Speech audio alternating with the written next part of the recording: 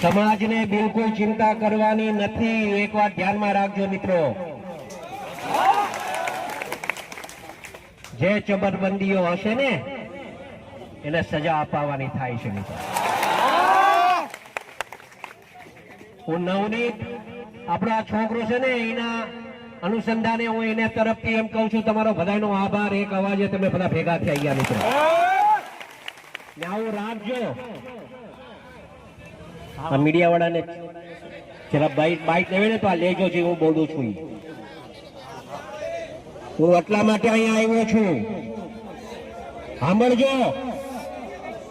હું એટલા માટે અહીંયા આવ્યો છું કે ભવિષ્યમાં છે ને કોઈ કોળીનો ચાળો ન કરે ને એવું કરીને જવાનું છે મિત્રો।